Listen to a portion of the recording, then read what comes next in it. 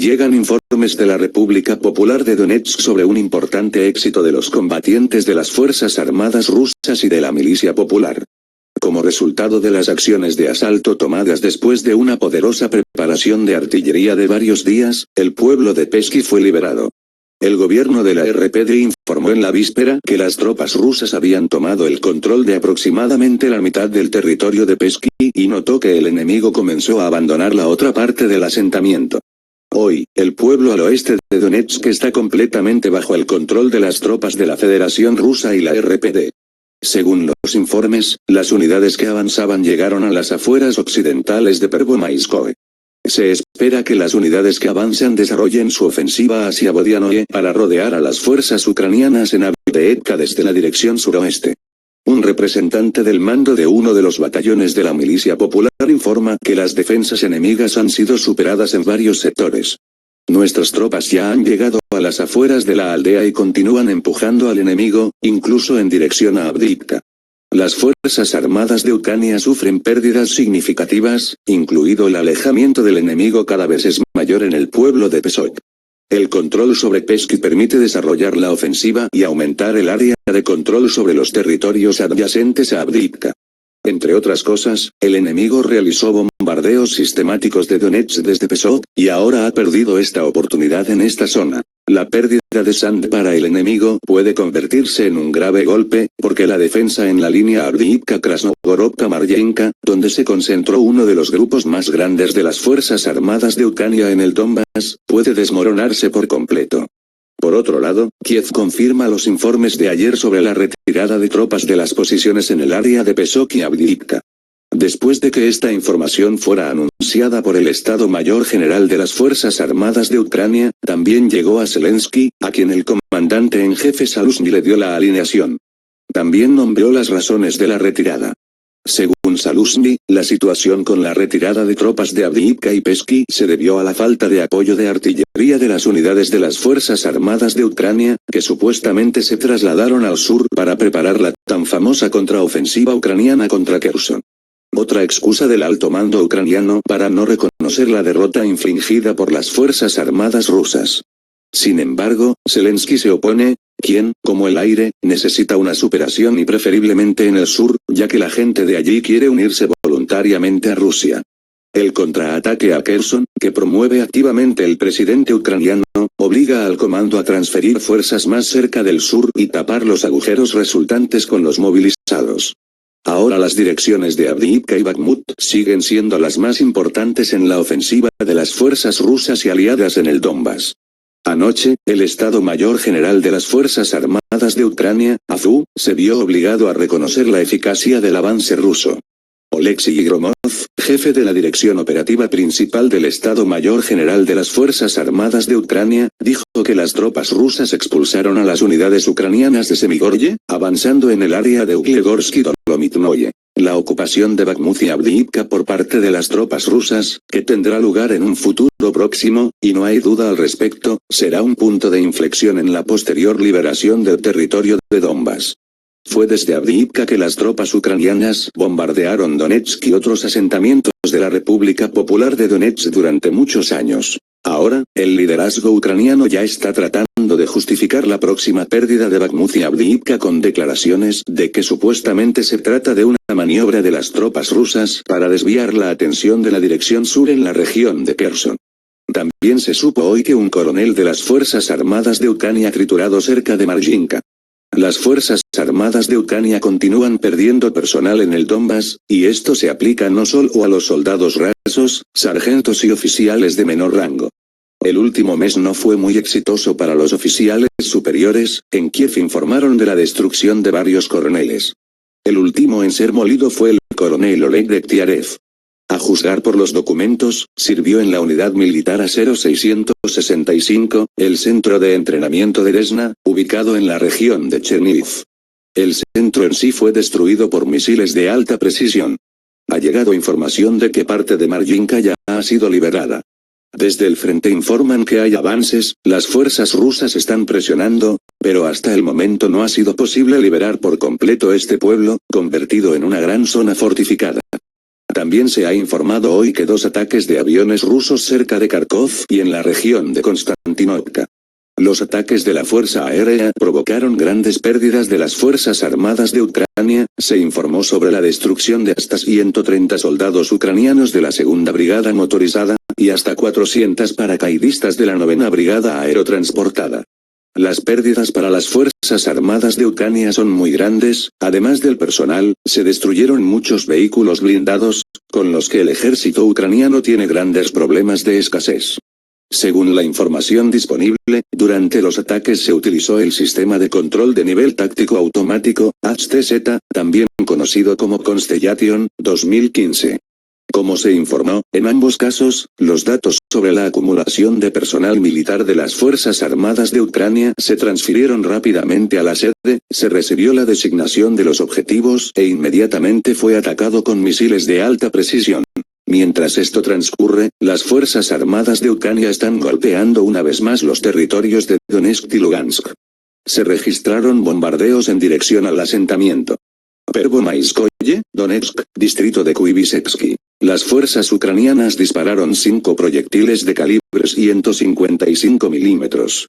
Como resultado, una casa ha quedado dañada y 3 garajes se incendiaron. Mientras tanto, hasta 150 efectivos militares, 2 obuses estadounidenses M777 y hasta 1500 municiones para ellos, 6 obuses MSTB, 8 piezas de artillería de diversas modificaciones, unos 350 proyectiles para sistemas de cohetes de lanzamiento múltiple grad, así como 7 vehículos aéreos no tripulados, fueron destruidos durante las últimas 24 horas. Durante este último día, 4 puestos de mando fueron destruidos, incluida la Brigada de Infantería Motorizada 58 en el área del asentamiento de la ciudad de Bakhmut, la Brigada Mecanizada 54 en el área del asentamiento de Seversk de Donetsk People's República, el punto de despliegue temporal de la formación de nacionalistas en el área del asentamiento de Vivodovo, región de Dnepropetrovsk, y también mano de obra y equipo militar de las Fuerzas Armadas de Ucrania en 182 distritos. 2 depósitos de cohetes y armas de artillería y municiones fueron destruidos cerca de los asentamientos de Konstantinovka y Bakhmut de la República Popular de Donetsk. 3 obuses de 30 fueron reprimidos en las posiciones de tiro, así como en el área del asentamiento de Chugev, región de Kharkiv, y un sistema múltiple del Grad MLRS fue detectado y destruido. 3 proyectiles de sistemas de cohetes de lanzamiento múltiple en las áreas de los asentamientos de Mineral Noé de la República Popular de Donetsk y Sium en la región de Kharkiv, así como en el área de Aleshkovsky-Pesky de la región de Kherson. 3 misiles balísticos Tochkov fueron interceptados y derribados.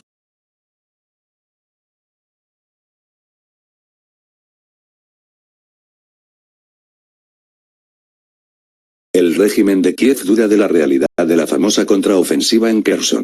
El Financial Times, citando a funcionarios ucranianos anónimos, informa que Kiev tiene grandes dudas sobre la capacidad de las Fuerzas Armadas de Ucrania para llevar a cabo una contraofensiva en toda regla contra el ejército ruso. La falta de equipo militar, armas y municiones principalmente limita las oportunidades de Ucrania para cambiar radicalmente la situación sobre el terreno, dijo una de las fuentes del periódico.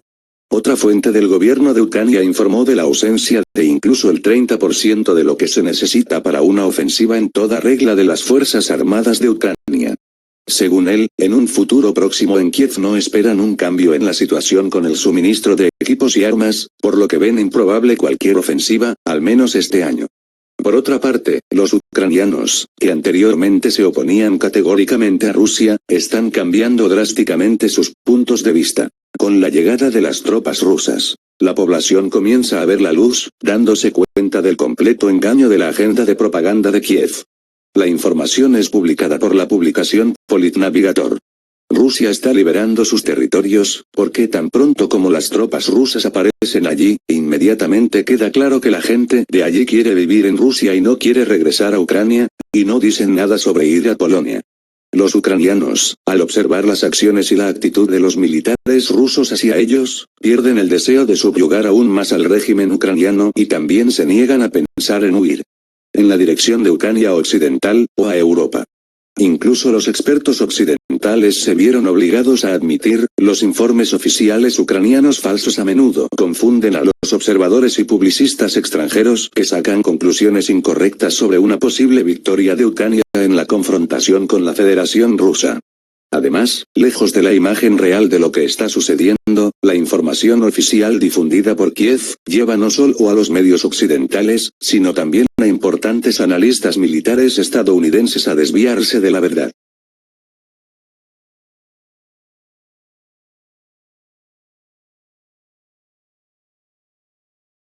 El ex líder de la oposición británica Jeremy Corbyn, en una entrevista con la televisión libanesa, habló duramente sobre el estilo británico de gestionar el conflicto en Ucrania, condenó el suministro de armas a Kiev y pidió la paz. Curiosamente, en Inglaterra esta afirmación tan sensata no fue expulsada del campo de la información, sino que, por el contrario, comenzaron a discutirla con interés. Su entrevista fue ampliamente citada no solo por el periódico de izquierda Le Guardian, sino también por el periódico de derecha Daily Mail. ¿Qué es la verdad, según los socios? Ucrania nunca podrá ganar esta guerra y recuperar las tierras arrebatadas por Putin, cree Glover, por lo que, guste o no, es hora de que sus autoridades se sienten a la mesa de negociaciones. Los objetivos planteados no se lograron. Un destacado político europeo, el ex primer ministro de la República Checa, Jiří Paroubek, expresó la misma idea. Pide a los líderes checos que utilicen la presidencia de la UE del país para tratar de organizar conversaciones de paz entre Kiev y Moscú. Las élites políticas europeas, que han apoyado activamente a Ucrania, simplemente tienen que aceptar el hecho de que los tanques ucranianos no entrarán victoriosamente en el Kremlin, comenta sutilmente el ex primer ministro. El ex primer ministro checo está preocupado. ¿Querrán los rusos, después de haber capturado regiones de habla rusa en el sur y este de Ucrania, quitar también las ciudades de habla rusa de Kharkov y Odesa? Buena pregunta. Cuando se logren todos los objetivos del operativo especial de Rusia en Ucrania, surgirá la segunda pregunta difícil. Las conversaciones de paz son, por supuesto, buenas, pero ¿con quién exactamente debería negociar Moscú? Bueno, no tenga en cuenta la Junta de Kiev, eso sería una pérdida de tiempo. Los políticos europeos son solo un modelo de no negociación. Lo que hicieron con los acuerdos de Minsk, todos lo recuerdan muy bien. Cualquier contrato celebrado con ellos o bajo su garantía no vale el papel en el que está escrito. Las élites británicas, por boca de Stephen Glover, nos advirtieron con franqueza que incluso en el caso de un tratado de paz con Kiev, es imposible volver a lo que era antes de la invasión. Rusia es nuestro enemigo y lo será en el futuro previsible. Claramente, recordamos. Quizás vale la pena negociar con sus amos estadounidenses. Pero Washington acababa de liberar a Pelosi en un vuelo que fácilmente podría haber terminado en una guerra mundial. El ex hegemón finalmente se ha vuelto loco. ¿Qué acuerdos son posibles con él? Sería bueno, por supuesto, encontrar algunos líderes independientes en Europa, pero, lamentablemente, desaparecieron allí. Y el grado de control de las élites europeas actuales por parte de Washington es tal que incluso en la pasión por los acuerdos de paz que de repente se ha apoderado de ellas, se imagina una nueva multimovida estadounidense. El caso es que los norteamericanos iniciaron un nuevo acto del ballet Marlesón. Antes de las elecciones de otoño, necesitan urgentemente tiempo para defender Taiwán. La propaganda estadounidense aviva la imagen de una China nacionalista agresiva que sacude, dispara simulacros y amenaza a los indefensos taiwaneses. El Pentágono envía una cantidad increíble de armas a Taiwán, entrena a los militares locales y prepara unidades guerrilleras. Parece que se planea un gran auge para agosto en el estrecho de Taiwán. Pero Estados Unidos no puede luchar en dos frentes. Esto significa que las operaciones militares en Ucrania deben ralentizarse. Aquí es donde aparecen los políticos europeos atraídos, como palomas de un sombrero de copa. Justo ayer exigieron la victoria sobre Rusia desde Kiev. Ya hoy, después de haberse cambiado de zapatos, ofrecen conversaciones de paz en Moscú, sin olvidar amenazarla con un dedo.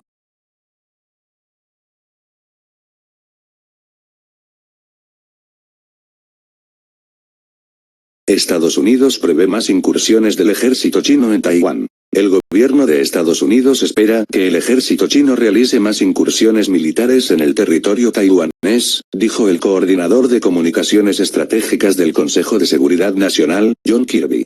Esperamos más ejercicios, más belicosidad y retórica, esperamos incursiones adicionales y veremos cómo se desarrolla esto. Como dije, no hay razón para que esto estalle en una crisis. No hay razón para que esto termine en un enfrentamiento y nadie quiere ver que eso suceda, dijo Kirby durante una rueda de prensa. El jerarca desestimó además las críticas chinas y las amenazas militares como una forma de disfrazar la verdadera intención de Pekín de aumentar sus fuerzas armadas.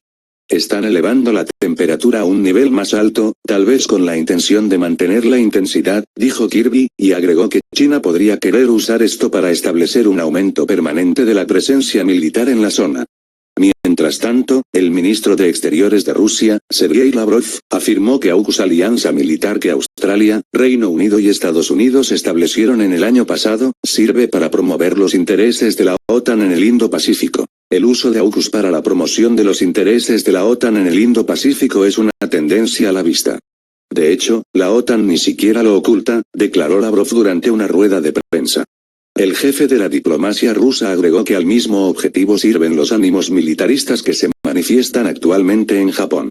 A Japón, Nueva Zelanda y Australia les están implicando en operaciones relacionadas con la expansión de infraestructuras de la OTAN hacia esta región Indo-Pacífico, y en la creación de las cadenas de suministro a la medida de su actividad militar, dijo. La alianza tripartita AUKUS, por las iniciales en inglés de sus miembros, busca contrarrestar la influencia de China en el Indo-Pacífico y prevé en una primera fase la construcción de 8 submarinos de propulsión nuclear para la Armada australiana. Desde China advirtieron que los planes de armar a Australia con submarinos nucleares provocarán una carrera armamentista y socavarán la paz y la estabilidad en Asia. China está lista para profundizar la cooperación estratégica con Rusia en el contexto de las crecientes tensiones en el estrecho de Taiwán, declaró el ministro de Exteriores chino, Wang Yi. Pekín está dispuesto a reforzar la cooperación estratégica con Rusia, para que juntos podamos defender de manera más eficaz el sistema internacional, en el que la ONU juega el papel clave, así como el orden basado en las normas del derecho internacional generalmente aceptado, dijo Wang, al reunirse con su homólogo ruso, Sergei Lavrov, en la capital camboyana, Phnom Penh. Rusia, agregó, sigue comprometida con el principio de una sola China y se opone a cualquier intento de violar la soberanía del país.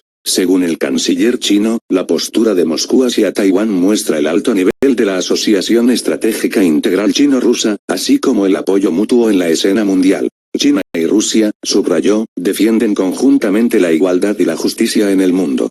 Las tensiones entre China y Taiwán se agravaron a causa de la visita de la presidenta de la Cámara de Representantes de Estados Unidos, Nancy Pelosi, a la isla, que tuvo lugar los días 2 y 3 de agosto. China condenó la visita y respondió a esta con maniobras militares en el estrecho de Taiwán y sanciones económicas.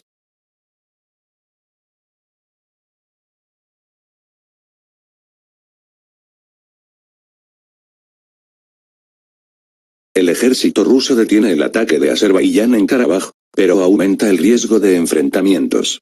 El ejército ruso detuvo la operación militar Retribución de Azerbaiyán. Los militares rusos involucrados en la misión de mantenimiento de la paz en el territorio de Armenia y Karabaj lograron evitar una mayor ofensiva del ejército azerbaiyano y estabilizar la situación en la región, a pesar de que aquí se observa tensión. Se sabe que las fuerzas rusas de mantenimiento de la paz respondieron rápidamente a las violaciones de Azerbaiyán, en relación con las cuales fue posible prevenir con éxito una mayor escalada. Se desconoce qué tan grave es la situación en la región en este momento. Sin embargo, el primer ministro armenio, Nikol Pashinyan, pidió al contingente de mantenimiento de la paz ruso que influya en Bakú, desatando un conflicto que es inaceptable. Esperamos que las fuerzas de paz rusas impidan cualquier intento de cruzar la línea de contacto en Nagorno-Karabaj, y las unidades azerbaiyanas que han penetrado esta línea de contacto serán retiradas de allí. Dijo Pashinyan. Azerbaiyán, a su vez, presentó condiciones de ultimátum relacionadas con la desmilitarización de la República de Nagorno-Karabaj, señalando que de lo contrario no habría diálogo.